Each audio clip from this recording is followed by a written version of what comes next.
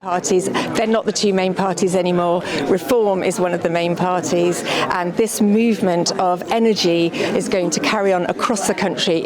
What we've done here in Runcorn and Helsby is made history tonight, overturning that a massive Labour majority, and I think it's a sign that people are fed up with both parties. They feel let down by the Tories, let down by Labour, and the Labour have only been in for 10 months, but they're ready for change, and we are going to provide that party of hope. Immigration has been one of the big issues here, hasn't it? Can you tell us a bit about that and what else people have been talking about on the doorstep? Immigration is massive here. Runcorn feels like a dumping ground for illegal immigrants. We've had the Daresbury Hotel, we've got houses of multiple occupancy, so it's a big issue, and people feel unsafe on streets in certain parts of the constituency because of that. So that's definitely something, as you know, very much part of our agenda to tackle that problem. But also a general feeling of cost of living going up, no public facilities in this constituency. So some of my priorities will be to look at that. There's no leisure centre here for people. Families have to go over the bridge to Widnes. There's no cinema, again, over the bridge to Widnes, which they then have to pay for, of course, with the bridge tolls. So there's a lot of work to do here. It's long overdue that someone stood up for the people here of Runcorn and Helsby and made some investment, made some changes, regeneration of the town centre. There's so much to do.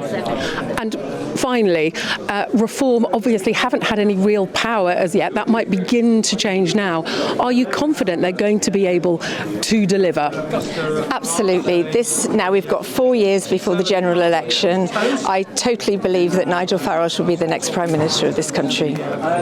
Sarah Pochin, thank you very much. We're positive people, we're different people, and our candidate that has won here is somebody that 30 years ago Parliament was full of people like her who'd had successful careers as she's had in business, in politics, in the judiciary, and now there are very few of them. So I think what we're doing is we're putting candidates up, getting people elected with real life experience, and that's what voters want more and more. Last summer, people booted the Tories out wanting change. Labour, now people are cross with them. You're promising change, but now you're going to have to deliver. Are you confident you're going to be able to do that? Well, we couldn't do worse than the previous lot in running county councils. We will, where we win county councils, send in the auditors, examine long-term contracts, end crazy expenditure on consultants, on part-time workers, county councils fighting climate change, pursuing DEI, buying ergonomic chairs for their staff. No. As and where we win, it's going to be very different. And just finally, you've got your first female MP. Some people have thought you're a bit of a boys' club. Do you think you can change that perception? We've just won here with Sarah Pochin. We're on the verge of Dame Andrea Jenkins becoming the mayor of Greater Lincolnshire, and since the general election, of those that have come to us, it's 50-50 men and women. I know some I've got a woman problem, but it's not true. And also, just finally, you were here yesterday. Labour have thrown everything at this. Pretty much everybody has been up here, but not the Prime Minister. Why do you think that is? Because he's a coward. He doesn't lead from the front. He obviously feared they might lose, therefore he didn't come. I knocked on doors for 8 hours today, and I would have been here in this hall with our candidate, regardless whether we'd won or lost by 6 votes. And somehow with Keir Starmer, who, by the way, is a perfectly decent human being, but somehow with Keir Starmer, it's caution, and no one really knows quite what he actually believes. And just finally, how many of the mayoralties do you think you're going to win? 2, 3? Well, we've just lost 2 by an absolute cigarette paper in North Tyneside and in Doncaster. We're winning in Lincolnshire, and we will win in Hull, probably by quite a big margin. Nigel Farage. Thank you. Nigel Farage, what's your message to Sir Keir Starmer this morning? That people put trust in you. That is eroded, albeit almost eradicated in a very short space of time. It'd be nice to know who he really is, wouldn't it? What does he actually believe in? It seems that whatever he writes for him on a piece of paper, he reads out. There's no conviction in this Labour Party, but crucially, crucially, the things that switched a lot of old Labour voters to us in this constituency, number one, working people. They have alarms that go off in the morning. They cross the bridge and work in Merseyside. Mostly, the taxes they pay are going up and they wonder why they're doing it. Secondly, a feeling that somehow Labour is not a patriotic party. And thirdly, there are 750 young men who've crossed the English Channel living in this constituency at the expense of hard-working taxpayers, causing great alarm in many streets. Dover may be a long way away. Its influence on this by-election was enormous. Mr Farage, your campaign... If you spin it on one issue, which issue won it? I think the whole question of fairness. And if you're paying loads of tax and you're seeing in your street a house being rented and 10 young men who crossed the channel living there, you think this is wrong and it's unfair. Last question, Mr Farage. Your campaign has been really high profile. It's been really well funded. Your face is on the side of a video van going around. Is that the kind of high profile, big money campaign that we can expect to see in further by-elections as we go forward? Well, I mean, you say big money. What Labour have done, of course, is to massively increase the amount of money allowed to be spent on by-elections, and we've met that. I mean, by-elections are a sort of money artillery war. We spent the same as the Labour Party. We spent our money better, perhaps. Do you think you can win without having that level of campaign in every constituency you fight? I don't think in modern politics you can even attempt to win a general election without firstly good people, secondly good policies, but thirdly money is going to become a bigger part of British politics than it's ever been. Is that a good thing or a bad thing? Mr Farage. It's a fact. Yes, good morning. An absolutely extraordinary night here in the constituency of Runcorn and Helsby. Labour held this seat by nearly 15,000 majority. That has been overturned by Reform by just 6 votes. The announcement just in the last half hour, there was a recount. We were expecting the result originally at around 3. Now I'm joined by Zia Youssef, the chairman of Reform. Congratulations. Look, Reform have had a few bumps in the road recently. What's your message to the many doubters who think that you're just a protest party? Well, look, you've just got to look at the evidence. Firstly, the congratulations are due to Sarah Pochin, our amazing new Reform MP. And look, I spent a lot of time with her on this campaign. She's going to be a formidable politician and someone that we're going to be really inspired to work with. I've also got a message to everybody who voted for us today, who trusted us with their vote. People watching this programme who are deeply patriotic, who are sick and tired of the 2 old parties, the deceit, the lies, the lack of integrity.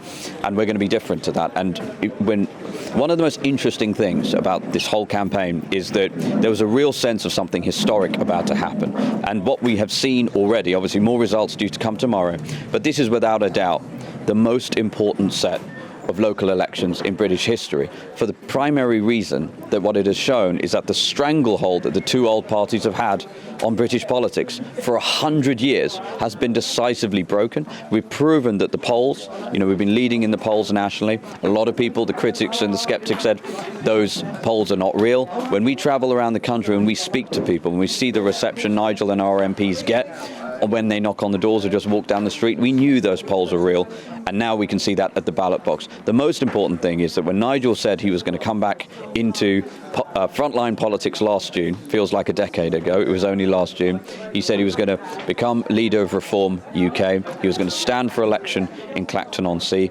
and it was a part of a 5-year plan. This is phase 1 of that plan complete. Not only do we now have 5 Reform MPs, what we've delivered now is hundreds, it's going to be hundreds of Reform councillors. We're going to take control of several councils, so you're going to have Reform-controlled councils for the first time. We've already won Andrea Jenkins, who's also an incredible politician. She's now the mayor of Lincolnshire. I think we've taken control of Lincolnshire County Council as well. So we now have a bedrock of official position where we can now start to deliver for constituents. And we're really clear about this. Our mission is to get Nigel Farage elected to be the next Prime Minister of the United Kingdom, flanked by 350 to 400 Reform MPs. There will be no pacts, no mergers with the Tories. We're going to head to government. We've got a lot of work to do, but I just want to reiterate, we're so deeply grateful and thankful to the people who watched this programme, who support Reform and voted for us. immigration, one of the key issues here, as in so many places, but on the cost of living as well. You're going to have to deliver now in councils. What are you going to do that's going to be different to what the other parties have done in the past?